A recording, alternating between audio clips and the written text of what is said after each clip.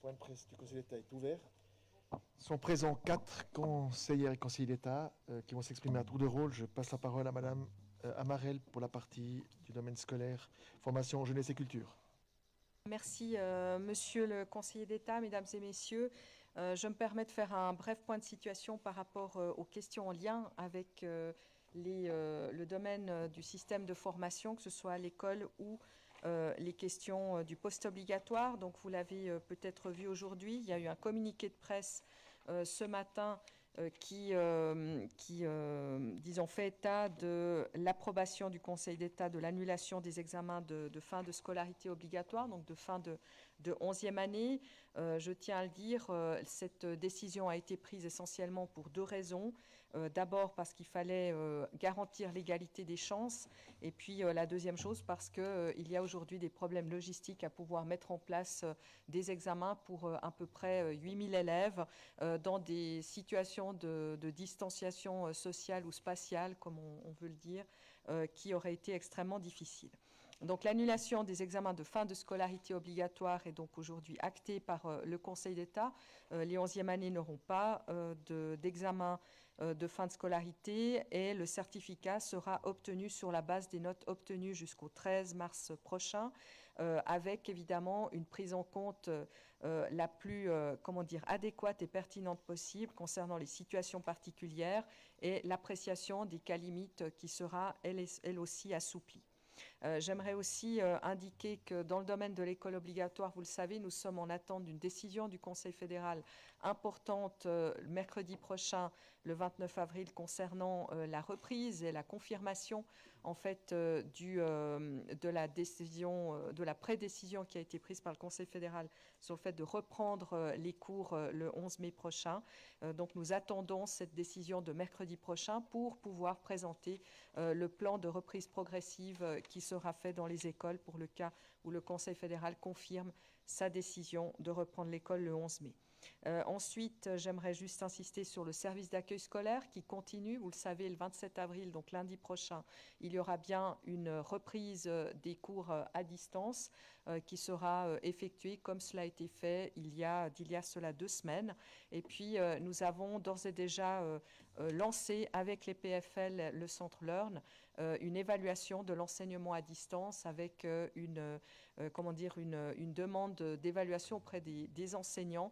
Cette évaluation a commencé hier, elle réussit, elle porte déjà pas mal d'enseignements et nous viendrons prochainement avec les résultats de cette évaluation. S'agissant au-delà de cette question d'annulation des examens de 11e, j'aimerais juste vous dire que concernant l'appréciation des cas limites, puisque la certification aura bel et bien lieu, nous allons tout faire pour assouplir la notion de cas limite pour que les conseils de direction puissent prendre leur décision le plus rapidement possible concernant ces cas limites. Et puis, je vous le disais, la reprise de l'école qui est prévue le 11 mai prochain, avec cette décision du Conseil fédéral que nous attendons le 29 avril prochain, des modalités qui seront présentées le jeudi 30 avril prochain par le Conseil d'État. Et je vous indique que nous sommes en train de travailler. L'article 40 de la loi sur les épidémies prévoit que les cantons doivent se coordonner. Eh bien, nous sommes en train de faire une coordination intense avec les autres cantons pour pouvoir faire en sorte que cette reprise de l'école prévue le 11 mai prochain, si elle se confirme, soit la plus adaptée possible en fonction des besoins des cantons romans. Vous le savez, cette reprise du 11 mai, elle interpelle beaucoup les parents, les enseignants, les élèves. Aujourd'hui, il y a un courrier qui a été envoyé de ma part à l'ensemble des élèves et des familles vaudoises pour leur expliquer un peu le processus dans lequel on est. Nous avons souhaité les rassurer essentiellement sur un point, c'est que la préoccupation numéro 1 du département pour mettre en place cette reprise, c'est la santé des élèves, celle des familles, celle aussi des enseignants et de tous les acteurs de l'école. Bientôt, nous allons recevoir d'ici dans le courant de ces prochaines heures ou jours les nouvelles instructions, le plan de protection de l'Office fédéral de la santé publique pour les écoles. Et ensuite de quoi nous pourrons adapter sur la base de ce plan de protection une école qui soit absolument comment dire, adaptée à ce cadre de sécurité sanitaire et que l'on puisse avancer et entrer dans l'école de la manière la plus sereine et calme possible. Voilà un petit peu ce que je voulais vous dire. J'aimerais aussi insister sur le fait qu'avec les enseignants, nous allons aussi pouvoir effectuer un travail de mise en place de ces nouveaux cours présentiels à partir du 11 mai, si cela se confirme. Et évidemment, nous pourrons d'ores et déjà, la semaine prochaine, à partir de jeudi prochain, discuter de ce nouveau plan de reprise progressive de l'école vaudoise. Merci beaucoup. Merci beaucoup. Parole à Madame Métro.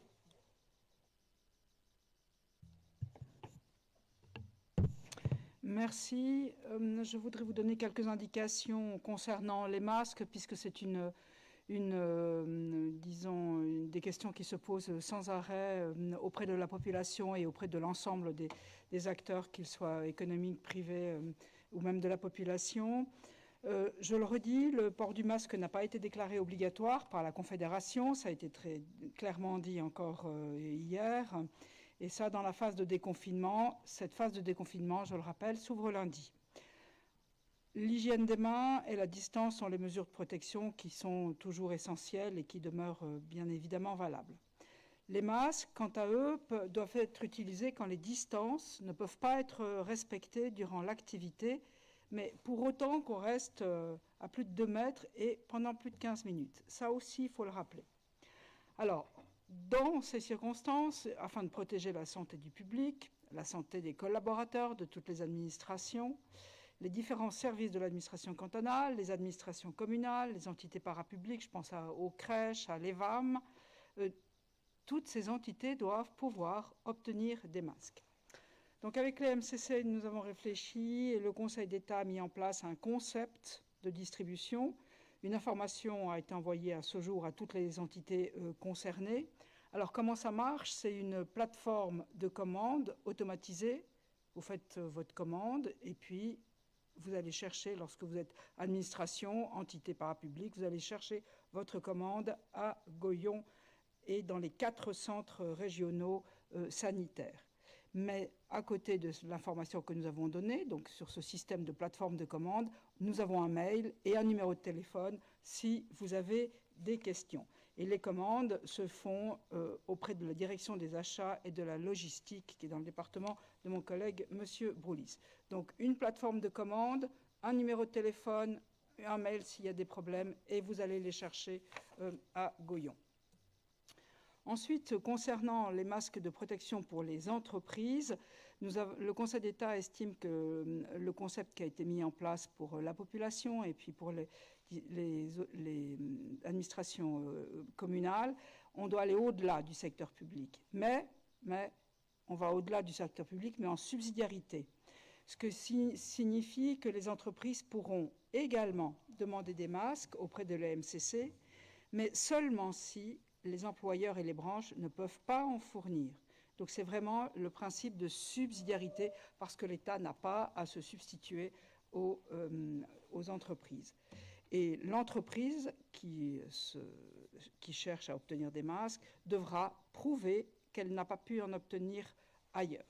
Donc voilà, pour nous, cette politique des masques est une politique importante pour la reprise des activités, qu'elles soient administratives, qu'elles soient économiques. Et je rappelle qu'il y a des tutoriels pour l'utilisation adéquate du masque avec des vidéos, parce que avoir un masque, c'est bien. L'utiliser correctement, c'est nécessaire et indispensable. Alors il y a 2 adresses mail où on voit très bien comment on peut faire une utilisation excellente du masque, une utilisation adéquate. Voilà ce que je voulais vous dire concernant les masques et je reviendrai concernant quelques chiffres de police. Parole à Monsieur Lebas. Ladies first. Ladies first. À ma collègue. Merci, chers collègues. Mesdames et messieurs, quelques mots de ma part pour vous parler de la politique de dépistage, puisque l'Office fédéral de la santé publique a changé les critères qui prévalent pour pouvoir être dépistés. Donc, depuis le 22 avril, l'OFSP a élargi les critères d'admissibilité au test à toutes les personnes qui désormais présentent des symptômes d'affection aiguë des voies respiratoires. Ça peut être de la toux, des maux de gorge, un souffle court, avec ou sans fièvre, et ou sensation de fièvre ou douleur musculaire. Et puis, un nouvel élément qui intervient également, c'est la soudaine perte de l'odorat et du goût. Donc, il est recommandé aux personnes qui présentent ce type de symptômes d'effectuer tout d'abord un test en ligne, un Corona Check, comme on les appelle sur le site Corona Check qui a été édité par Unisanté. Et puis, en fonction du résultat qui apparaît, eh bien, de prendre contact avec son médecin traitant ou alors de se présenter directement dans un des centres de dépistage qui sera indiqué dans le cadre du coronacheck.ch. Évidemment que pour les personnes qui n'utilisent pas ce type de support informatique, il faut prendre contact avec le médecin traitant et discuter avec lui pour pouvoir effectuer ce type de test, soit au cabinet ou alors dans l'un de ces centres de dépistage. Le test se fera de manière rapide, sans consultation. Le résultat sera donné via SMS si le résultat est négatif ou alors par téléphone pour évidemment bénéficier d'un certain nombre de recommandations de comportement dans les jours qui vont suivre. Préciser également qu'il ne s'agit pas ici de confondre la question du dépistage qui se fait par le biais d'un frottis nasal. Et donc, pour savoir si la personne est au moment où elle est testée, si elle est infectée par le Covid-19, avec la question des tests sérologiques, où là, il s'agit d'une prise de sang qui vise à détecter si la personne a été infectée dans le passé ou non. La question des tests sérologiques ayant été abordée lors du dernier point presse, je ne vais pas revenir sur cette question maintenant. Vous dire encore quelques mots pour vous rappeler la nécessité en cas de soucis, de problèmes de santé, de consulter le médecin traitant. Vous le savez, les médecins installés, en particulier par la voie de la Société vaudoise de médecine, mènent une campagne importante pour rappeler aux patientes, aux patients, à la population vaudoise qui présenterait subitement un certain nombre de symptômes, de malaise, de prendre contact avec le médecin traitant. Nous sommes en effet aussi inquiets au niveau du département de par les retours que nous avons, pas seulement de la part des médecins installés, mais aussi du secteur hospitalier, du fait qu'un certain nombre de personnes, en particulier celles et ceux qui souffrent de maladies chroniques, qui ne vont pas consulter alors que des dispositions, des indications cliniques amèneraient ces gens à consulter, avec aussi un risque que des situations se dégradent, qu'il y ait des décompensations et qu'on se retrouve alors dans une situation où finalement le fait de ne pas avoir consulté amènerait des problèmes de santé importants. Donc on rappelle ici également la nécessité de ne pas attendre qu'une situation s'aggrave, de prendre contact avec le médecin traitant, en cas d'absence de médecin traitant, de prendre contact avec la centrale des médecins au 08 148 133 133. Voilà, c'est tout pour moi. Et je passe la parole cette fois à mon collègue Philippe Lebas. Mesdames et messieurs, le Conseil d'État ce matin a pris un certain nombre de décisions à vocation économique. Avant de les aborder, vous pouvez laisser le slide, avant de les aborder, je ferai un très rapide point sur les demandes de réduction de l'horaire de travail, donc le chômage partiel. Alors où je vous parle, le canton a reçu 19 170 demandes de chômage partiel émanant d'une entreprise pour un peu plus de 141 000 personnes, c'est-à-dire pour un tiers de la population active du canton. Donc un tiers de la population active du canton fait l'objet d'une demande de chômage partiel. Sur ces 19 170, près de 17 000 ont été traités par le service de l'emploi et ont donné lieu à un avis positif ou négatif à l'endroit de l'entreprise. Pour ce qui touche le paiement des indemnités de chômage partiel, aujourd'hui, la seule caisse cantonale de chômage, il y a plusieurs caisses de ce canton, mais la seule sur laquelle nous soyons service de tutelle, c'est la caisse cantonale de chômage, a versé à l'heure où je vous parle quelques 50 millions, un peu plus près de 51 millions d'indemnités de chômage partiel depuis le début de la crise pour quelques 4 939 entreprises. un peu plus de 70% des entreprises qui ont fait l'objet d'une demande, qui sont à l'origine d'une demande de chômage partiel et qui leur ont adressé la caisse cantonale de chômage ont été à ce jour payés. Donc plus de 70% des dossiers que nous avons reçus ont été payés. Ça, c'est pour le point hebdomadaire sur le chômage partiel qui touche, comme vous l'avez constaté, énormément de monde. J'en viens maintenant aux mesures prises ce matin par le Conseil d'État. D'abord, nous avons émis aujourd'hui, elle sera adressée par les instances professionnelles dès lundi à l'ensemble du secteur primaire, viticulteurs et agriculteurs, vignerons, une recommandation qui a trait à la main-d'œuvre agricole. Vous savez que la nature, elle, avance, qu'il s'agisse de l'évolution de la vigne ou des cultures agricoles, que celle-ci nécessite de la main-d'œuvre agricole provenant généralement de pays étrangers.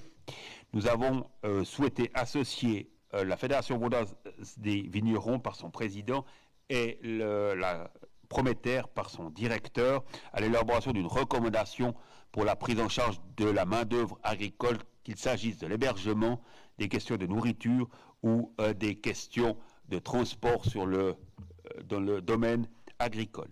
L'ensemble de ces recommandations ont été soumises naturellement au service du médecin cantonal qui les a validées et serviront d'aide déterminante à la mise en place du dispositif sanitaire lié au recours à une main-d'œuvre agricole. Nous avons souhaité le faire dans un but d'aide à l'ensemble de ces professions concernées afin qu'elles sachent concrètement comment mettre en place le dispositif Covid-19 à l'égard de leurs collaborateurs saisonniers.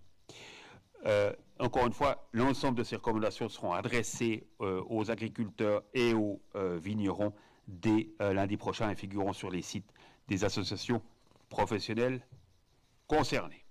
Deuxième mesure,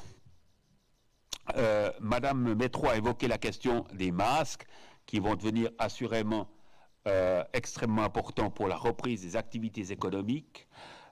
Nous avons décidé, le Conseil d'État a décidé de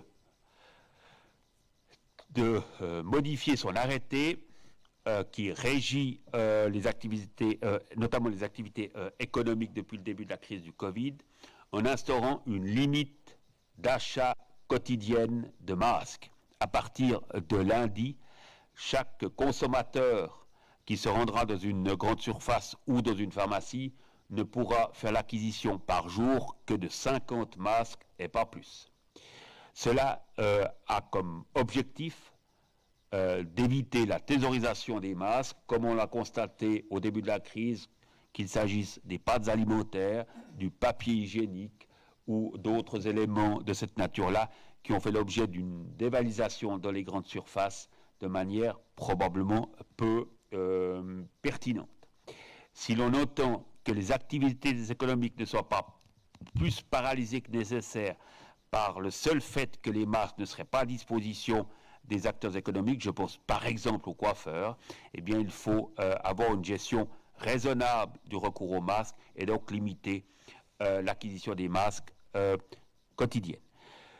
Une directive a été fixée dans ce sens-là, des contrôles seront effectués et des sanctions seront naturellement prononcées si d'aventure des consommateurs allaient au-delà et des commerçants allaient au-delà de l'achat ou de la vente de plus de 50 masques de protection par jour et par consommateur.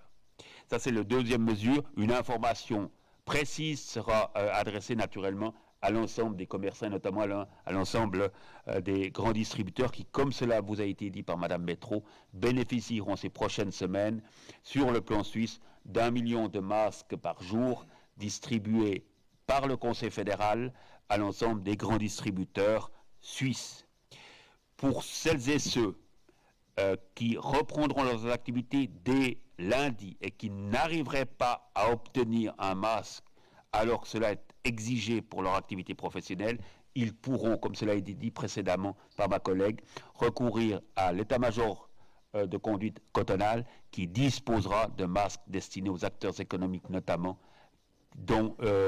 qui, pour pouvoir travailler, ont besoin impérativement de ce masque. J'en viens maintenant au slide suivant.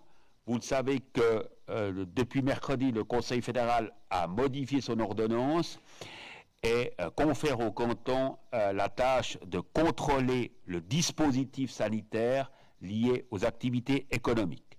En clair, à partir de lundi, toutes les activités économiques qui seront autorisées, qu'il s'agisse ou qui resteront autorisées, qu'il s'agisse des chantiers ou de l'industrie pour prendre les activités qui étaient déjà autorisées, mais pour les bricoloisirs ou les garden centers qui le seront, ou pour les activités de nature médicale, les dentistes ou autres types coiffeurs ou tatoueurs, eh bien, l'ensemble de ces activités autorisées devront être au bénéfice d'un plan de protection sanitaire, tant pour les consommateurs que pour les collaboratrices et collaborateurs de ces entreprises. Que les choses soient claires, il appartient à chaque entrepreneur qui exerce ses activités d'élaborer un plan de protection sanitaire. Ce plan est de la responsabilité de l'employeur, de celui qui offre ses prestations. Ce plan doit respecter les directives émises par l'Office fédéral de la santé publique en collaborant avec le SECO, directives qui figurent sur le site notamment du SECO et sur les sites pertinents. Ces directives n'ont pas à être soumises à une quelconque autorité, ni fédérale ni cantonale. Contrairement à ce que certains ont compris, les directives qui régiront l'activité d'un coiffeur, pour prendre cet exemple, lundi, n'ont pas à être soumises ni à l'administration fédérale, ni à l'administration cantonale. Elles doivent respecter les normes de la Confédération, comme je viens de le dire. Elles seront de la responsabilité quant à leur existence et à leur respect de l'entrepreneur, du coiffeur, pour prendre cet exemple. Des contrôles seront naturellement faits et l'administration fédérale a décrété qu'était responsable de l'ensemble de ces contrôles l'autorité cantonale en charge du contrôle du marché du travail, autrement dit le département dont j'ai la charge. C'est donc le département de l'économie qui effectuera dès lundi des contrôles pour vérifier la pertinence et l'existence et le respect des plans de sécurité sanitaire des consommateurs et des collaboratrices et collaborateurs.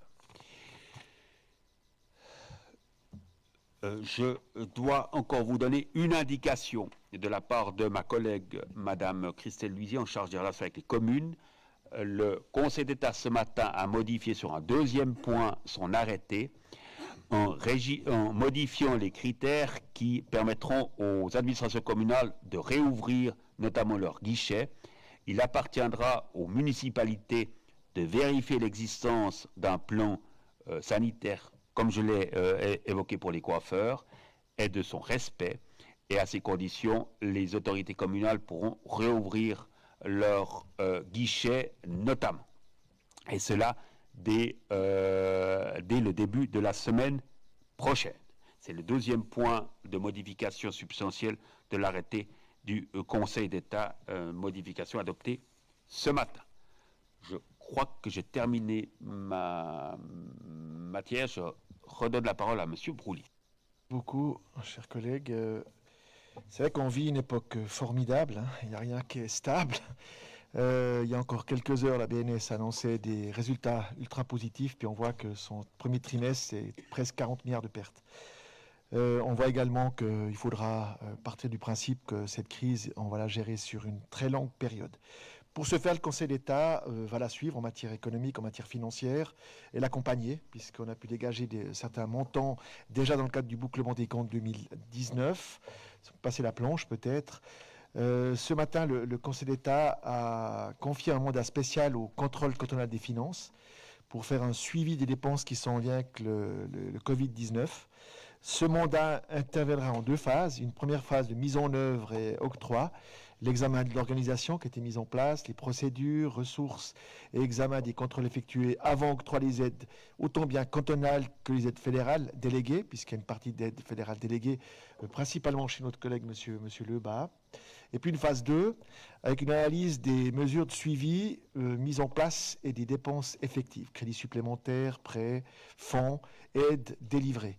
Il faut être conscient que ce travail va s'étaler sur plusieurs mois, puisque cette opération, si on prend uniquement la question des prêts, il s'étale sur 5 à 8 ans. Ça veut dire que les entreprises vont avoir dans leur bilan des prêts Covid quasi jusqu'en 2030, avec des incidences, des répercussions. Et c'est pour ça que le gouvernement, dès le départ, souhaite maintenant accompagner ce renfort financier avec un mandat spécifique qui a été confié au contrôle cantonal des finances. Si on prend maintenant les sommes qui sont mises à disposition des différents services et donc de la population, dans le cadre du bouclement des comptes 2019, on sait que ce sera vraisemblablement pas suffisant, puisqu'il y aura aussi des plans de relance qui seront débattus ces prochains mois, ces prochaines années. Mais sur le bouclement des comptes 2019, nous avons arrêté une somme de 403 millions qui était mise à disposition de la lutte contre ce virus. La planche qui est projetée, il faut la lire de la façon suivante. Tout d'abord, il y a des sommes qui ont déjà été traitées par la Commission des finances et acceptées pour un montant de 68 millions. Ensuite, il y a des sommes qui ont été arrêtées et acceptées par le Conseil d'État, qui sont de sa compétence pour un montant de 21 millions. Et puis, des dossiers qui sont en examen. C'est la première colonne. Je vais passer un tout petit moment sur les différents thèmes. À quoi peut bien être utilisés les deniers publics pour soutenir l'action de l'État dans le terrain ? Si je prends la première ligne, département de la santé et de l'action sociale, service de la santé, 23 millions.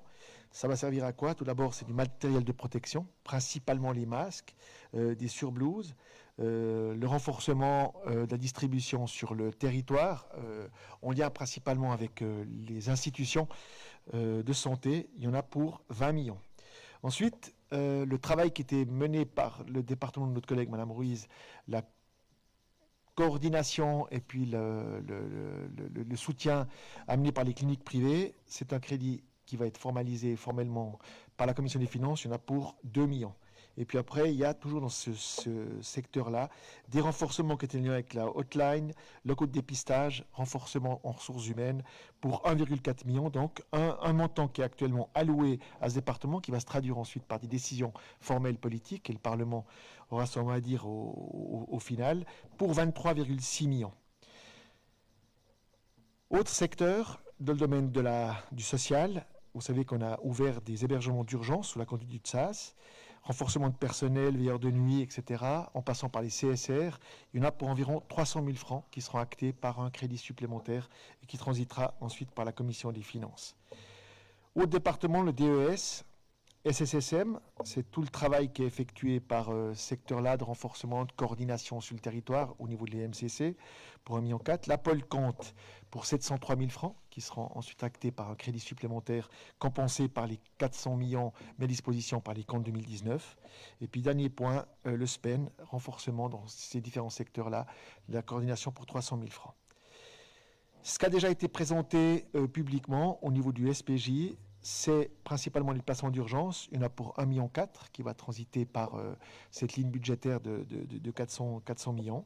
Et puis, l'augmentation, dans le cadre du renfort d'utilisation du disponible, en tout cas du temps consacré par les étudiants, on a passé de 400 francs à 600 francs, donc une somme de 1000 francs qui est versée à ces personnes qui travaillent en renfort dans le domaine sanitaire. Et ça, il y en a pour 1,3 million. Le département de notre collègue M. Lebas a une enveloppe d'environ 100 millions. Aujourd'hui, ce qui est acté, c'est 20 millions qui a transité par le Conseil d'État. Reste 80 millions qui pourraient être utilisés ces prochains mois, voire ces prochaines années, parce que, comme je vous l'ai dit, c'est tout un processus qui va prendre beaucoup de temps. Si on prend maintenant ce qui a été traité par le Conseil d'État ou la Commission des finances, c'est la planche suivante.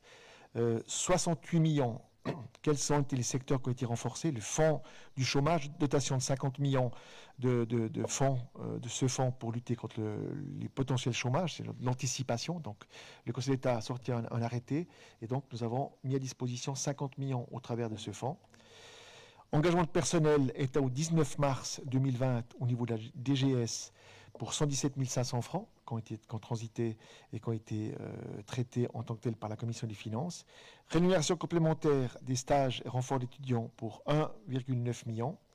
Indemnisation des annulations d'organisations culturelles.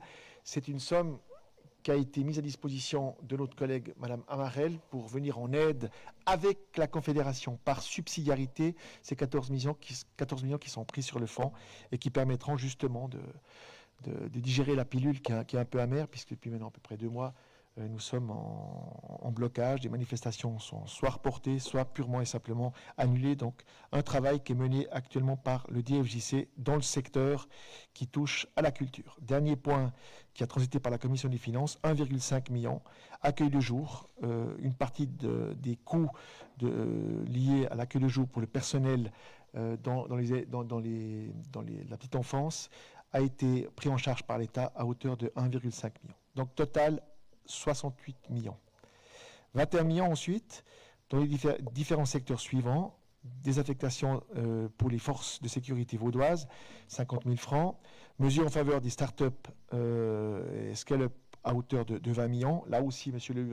Lebas reviendra la semaine prochaine dans une déclinaison de ces 20 millions, puisque la Confédération a annoncé cette semaine aussi un renfort complémentaire. On travaille toujours par subsidiarité. Et je me répète une nouvelle fois, cette crise en matière économique et financière va prendre beaucoup de temps. C'est pour ça qu'il faut qu'on reste calme, la tête froide, et il faudra planifier sur, je pense, de longs mois, voire de longues années, les méfaits de cette crise en lien avec le Covid. Aide locataire aux bailleurs, un montant de 20 000 francs a été dégagé sur le fonds de chômage, 20 millions, pardon. Et puis, dernier point, mesure de soutien au secteur des médias. Ça, c'est nouveau. Le Conseil d'État, aujourd'hui, a validé un crédit supplémentaire qui passera par la Commission des finances à hauteur de 1,2 million. C'est une aide, en quelque sorte, des annonces qui ont été mises en lien avec le Covid sur toute la presse cantonale, hein, l'ensemble des médias de presse écrite ont bénéficié de ces renforts d'annonces. Il fallait bien acter ça. Donc aujourd'hui, le Conseil d'État a pris acte qu'une dépense via la chancellerie de 1,2 million est mise à disposition de la presse vaudoise. Voilà pour cet aspect-là. Donc on voit qu'aujourd'hui, on a à peu près utilisé la moitié des 400 millions mis à disposition et on sait que, comme je l'ai relevé, cette crise va prendre vraiment beaucoup de temps. Il faudra qu'on trouve le chemin à partir de fin 2020 pour construire ensuite des planifications financières qui tiennent la route et qui trouvent leur marque. En matière de trésorerie, ça a été un des grands enjeux de la Confédération, c'était débloquer des lignes de crédit pour garantir la fluidité dans l'ensemble de la collectivité au niveau suisse. Même logique au niveau du canton, nous avons augmenté une ligne de crédit pour les hôpitaux de 50 millions, pour payer des salaires, pour payer des achats. Donc la ligne a passé de 75 millions à 125 millions. Autre espace aussi, le domaine des viticulteurs. Il y a une décision qui a été prise par le Conseil d'État à hauteur de 3 millions pour garantir aussi de la fluidité, de la trésorerie dans le domaine de la vigne. Et puis, dernier point, dans le domaine de la FAGE, de la petite enfance, d'accueil de jour. Là aussi, comme les parents ne plaçaient plus les enfants et que forcément il y avait un besoin clair de trésorerie, là aussi le Conseil d'État, en quelque sorte, a accéléré la mise à disposition d'argent en débloquant 10 millions. C'est une avance. On verra ensuite quels seront les besoins dans ces différents secteurs-là. Est-ce qu'ils seront au bénéfice ou pas de racheter? On verra ça ultérieurement. Donc, c'est des lignes de trésorerie qui ont été mises à disposition depuis à peu près 1 mois à hauteur de 63 millions. Pour soutenir aussi les communes, il fallait qu'on puisse travailler au niveau des impôts. Et on voit que nous avons versé depuis le 17 mars jusqu'au 24 avril, plus de 200 millions au niveau des communes. 210 millions ont été alloués aux communes. Ça vient de leurs propres impôts, en quelque sorte, qu'on prélève, qu'on encaisse, puis automatiquement on reverse aux communes. Et c'est clair que les communes, elles ont aussi des dépenses courantes, elles ont toute leur trésorerie aussi à assumer. Dernière planche, l'activité, ce qu'on avait présenté pour soutenir aussi l'économie, c'est de pouvoir mettre en phase ce que doivent payer les gens en 2020. Et on voit que entre le 23 mars et le 22 avril, modification d'acompte période fiscale 2020, personnes physiques, 5500 modifications d'acompte ont été demandées par les contribuables, soit par téléphone, soit par email, soit par écrit. Donc les trois formes sont possibles. Pour les entreprises, 750 modifications d'acompte sur un mois, c'est très largement plus que d'habitude. Et puis au niveau des plans de recouvrement, personnes physiques, personnes morales, impôt à la source, environ 3000 plans de recouvrement. Donc là aussi, c'est quand quelqu'un demande de pouvoir planifier sa fiscalité. Donc c'est ce que nous mettons à disposition aussi du tissu économique de ce canton et des personnes physiques. Voilà, j'en ai terminé au niveau des informations financières. Et puis je vais passer la parole à M. Sauterelle pour les questions de la presse. Oui, monsieur le conseiller, on a reçu déjà plusieurs questions. La première concerne les masques. Combien de masques seront distribués par l'État? Combien de semaines les stocks permettent-ils de tenir? Quel est le fournisseur et combien ont-ils coûté à l'État?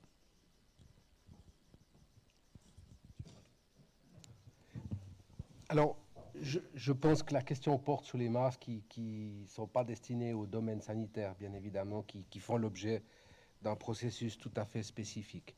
Donc nous avons aujourd'hui constitué un stock qui nous permet de faire face, je dirais, à la première vague de demandes qui devrait avoir lieu la semaine prochaine, tant au niveau de l'administration cantonale que les administrations communales. Et puis on verra dans les activités économiques qui reprennent la semaine prochaine quel va être le besoin. On est avec Madame la conseillère d'État Ruiz et le médecin cantonal en recherche permanente d'acquisition de masques et de fournitures, et on a un processus qui nous permet de faire face aux demandes qui vont arriver. Ce qu'on essaye de faire, c'est, ça se situe entre le stock et le lean management, ça veut dire on cherche à ne pas avoir des surstocks, mais à pouvoir faire face aux demandes sans qu'il y ait de rupture dans l'approvisionnement. Le problème qui va certainement survenir, c'est que la demande de la population va dépasser la capacité de fourniture de la part des grands distributeurs. Et là, on a aussi un certain nombre de mesures qui sont planifiées, qui permettraient, cas échéant, d'alimenter les stocks des fournisseurs pour pouvoir ensuite leur confier la vente de ces masques et s'assurer que la population qui doit les porter puisse les acquérir. Il y a encore beaucoup d'inconnus sur le port du masque, on l'a entendu, tant aujourd'hui que mercredi lors de la conférence de presse du Conseil fédéral. Un des grands enjeux, c'est le port du masque dans les transports publics, qui évidemment, s'il devait se généraliser, va impliquer une quantité de ces équipements importante.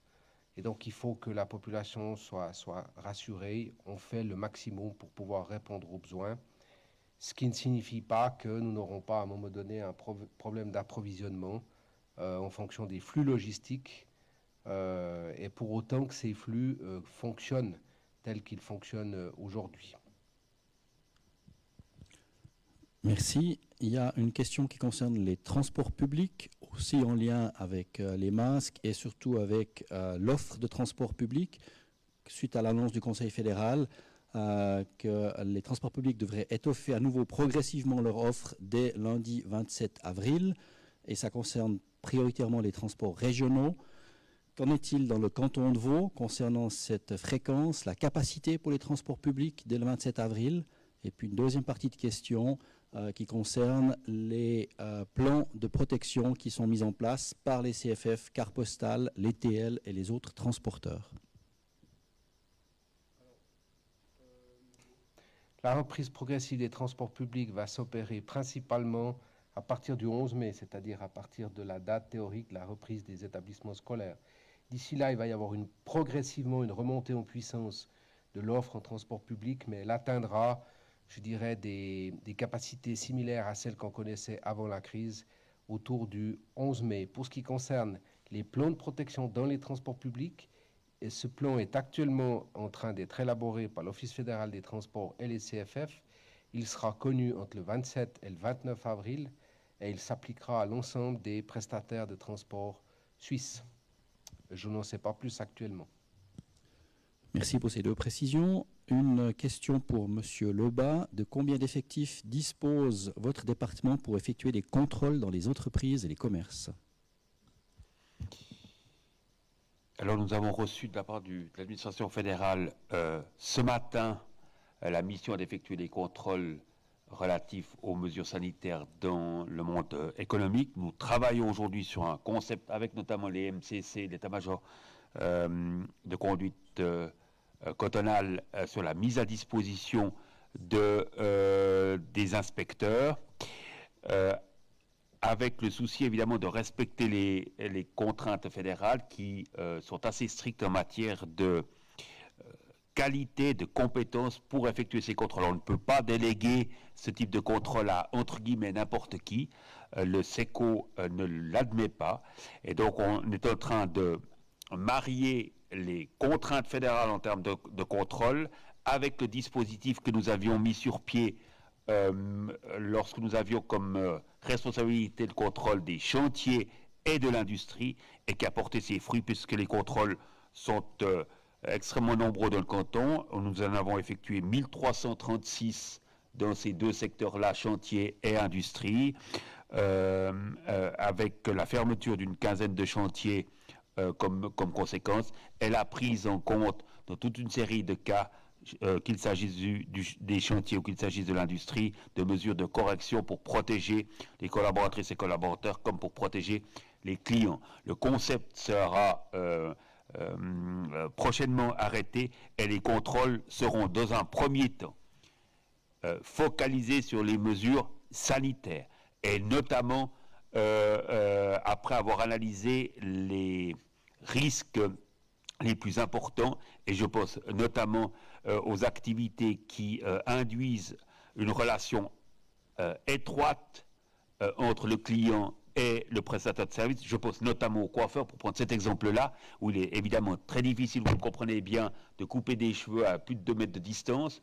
Donc là, le dispositif sanitaire devra être respecté, il sera contrôlé, et cela dès lundi, ainsi que les mesures sanitaires prises par les grands distributeurs. Ça c'était déjà le cas pour l'alimentaire, mais dans les brico-loisirs et dans les garden centers, où des mesures sanitaires de 2 mètres et une gestion du nombre de clients par grande surface devront être respectées, et c'est principalement sur ces mesures-là que les contrôles seront effectués dès lundi, puis ensuite le dispositif se déploiera une fois que celui-ci aura arrêté. Je ne peux pas aujourd'hui vous dire le nombre exact de contrôleurs. Nous devons encore une fois analyser les dispositifs fédéraux, et puis nous mettrons en place avec les MCC un dispositif qui permettra de rassurer collaboratrices et consommateurs. Merci. Et une dernière question, à partir de quand le service des automobiles et de la navigation pourra reprendre son activité?